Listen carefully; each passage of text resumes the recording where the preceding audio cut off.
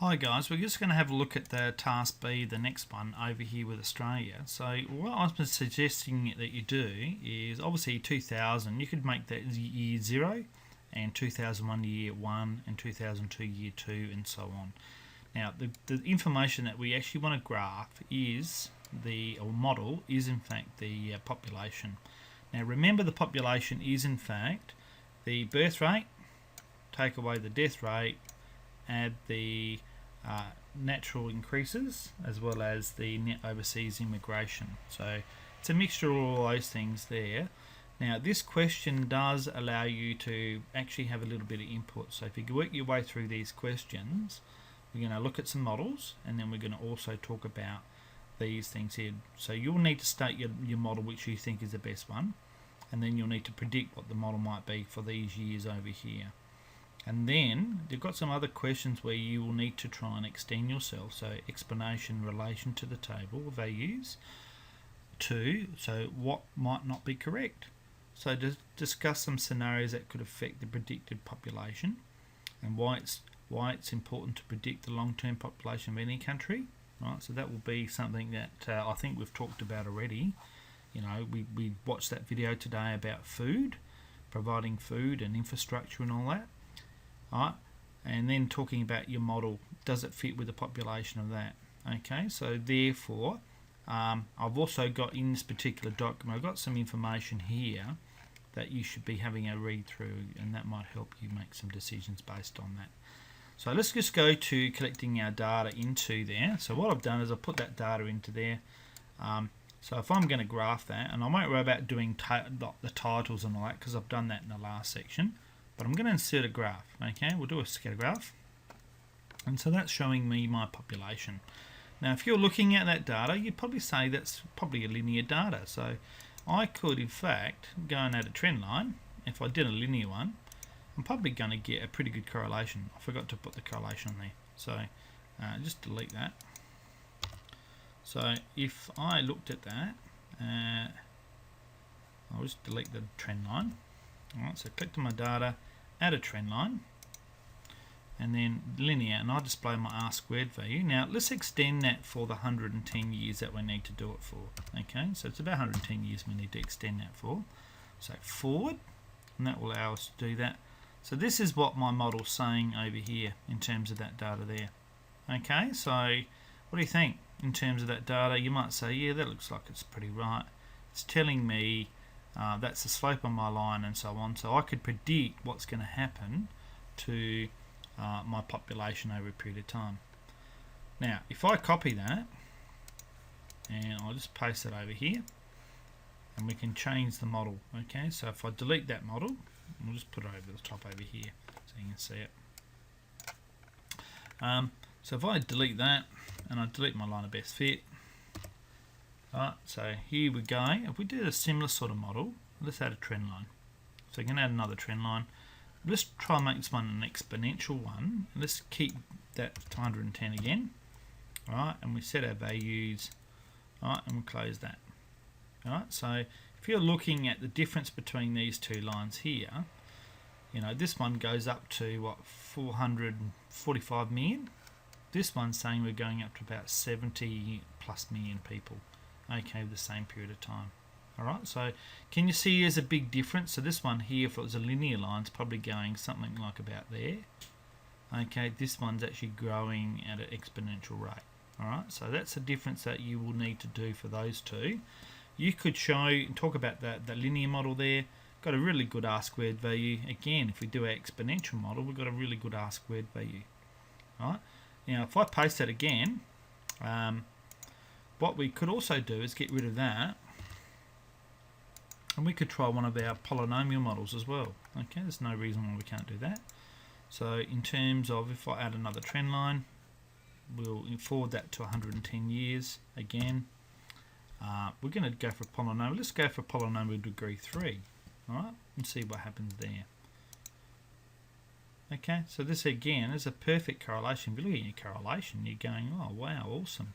Okay, so it's very good. It's even made it a lot bigger. So we're looking at 3,500 million people. Okay, so we're looking at 1 billion people now. in Australia over the next 100 years. Well, I don't think that model sort of fits with what I'd be expecting our population to do over the next number of years. The issue with this particular model also is because it's a cubic, it's probably got should have 2 turning points. We haven't seen any of them yet, so this model could in fact go like that and turn around as well. Alright, so I'd be probably fairly unhappy to accept that as my model. This one over here I probably would accept. Now, the interesting thing talking about and looking at this data is we're predicting what's going to happen based on this very, very short section over here. We're predicting what's going to happen over here. And again, over here, we're predicting what's happening with that model with only looking at that very small amount of data. I don't know how confident I would be to say this is what's definitely going to happen. Okay, it's only an estimate. And then what you'd have to do with this particular model, you need to make sure you keep refining your model based on what might happen in terms of immigration policy or how people in terms of society are living. In other words, how many births, how many kids they're having, and all that sort of gear would make a difference on there. There could be something like a major health scare, like say a bird flu that killed a large number of the population. That would affect the this particular model as well. So you need to be accounting for that. This is only an estimate, and that's all you should be thinking about it as being. Alright, so hopefully this helps you with this section of the assignment. Looking at that, I just want to go ahead to one of the other bits. So if we start looking at the mice one, all the other ones I think are essentially the same sort of process. So when we're doing the mice one, what we need to think about here is the hardest bit is doing the table. So the number of female mice is always going to be a half of the number of mice.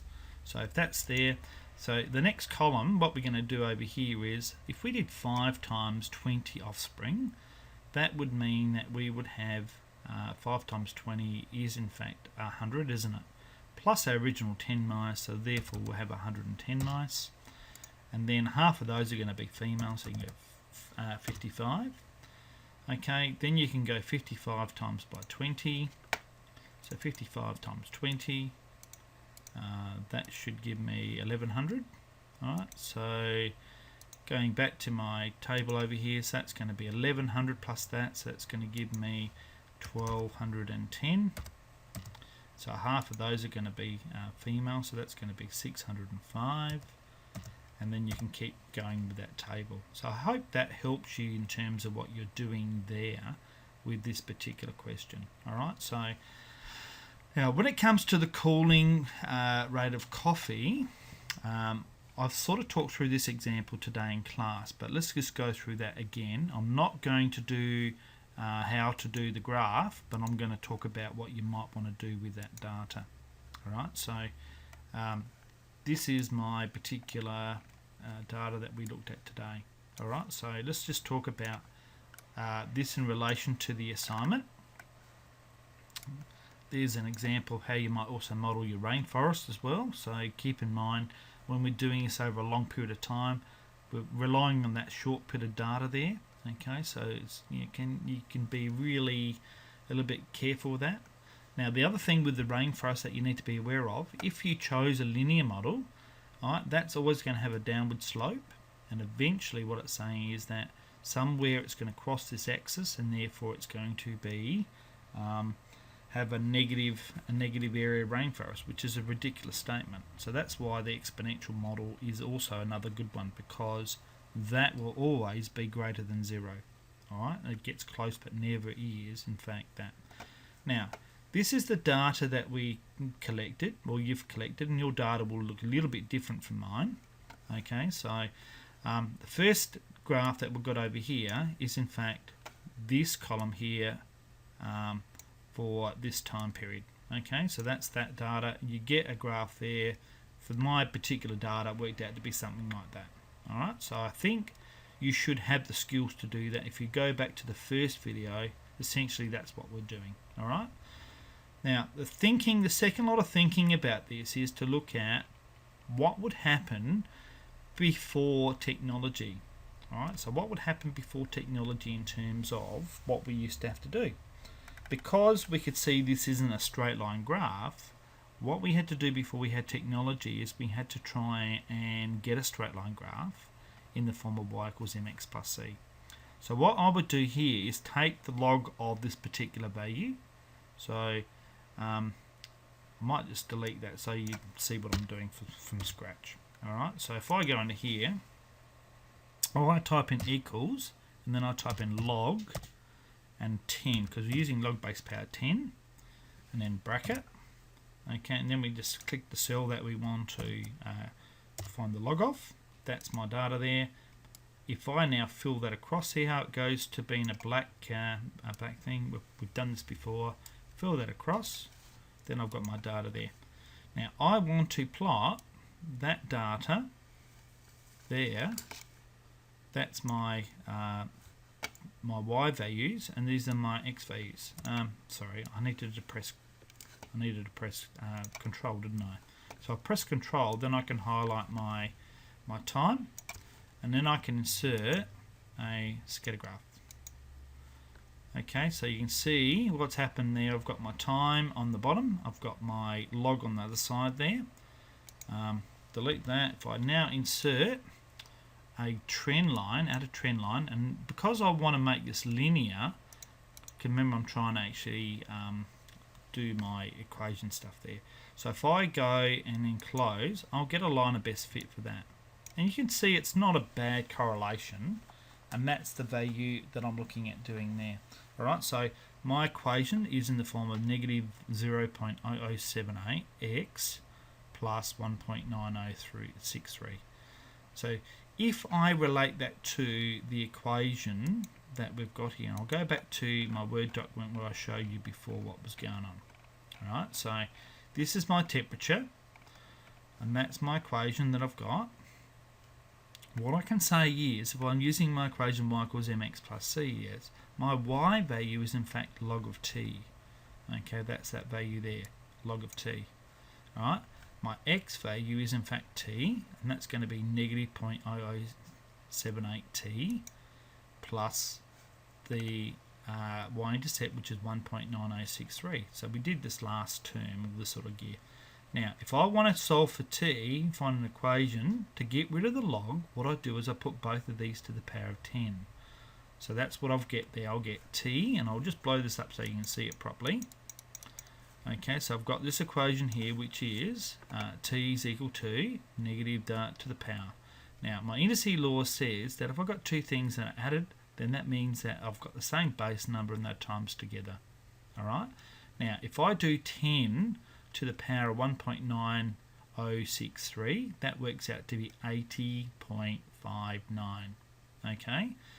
And then I've got 10 to the negative 0.0078, that works out to be 0.9822.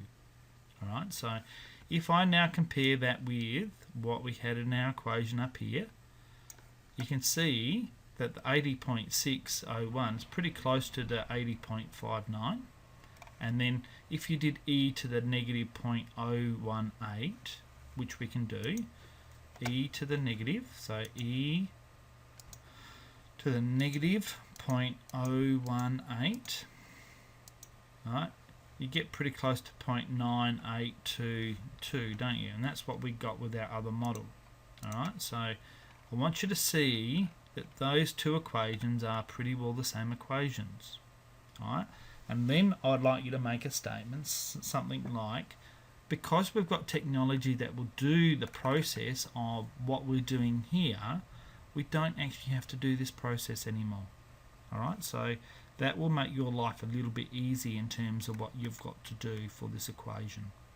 Alright, so that's what I'm looking for you to do in terms of the assignment, is to do this for one of your sets of data, and I'm probably thinking it might be good to do it for the last bit, which is the temperature data. Okay, I want to show you the idea of the summary table. Okay, so I did show you this particular, and I'll just make this a little bit smaller so you can see the whole page. So we did make a statement about, and that's the sort of statement I would like you to make in your own words. Now the idea of the summary table is going to make it easier for us to make a statement about what we found in terms of our A and our B values. Alright, so if we're looking at our first equation for our basketball was h is equal to 3.9862 times by 0.7993 to the power of t. So in this case here, our A value is in fact that bit there, alright, the 3 point there. Our B value is the bits inside the bracket, which is this value here, 0.799, and we know that function is a decay function by looking at what happens.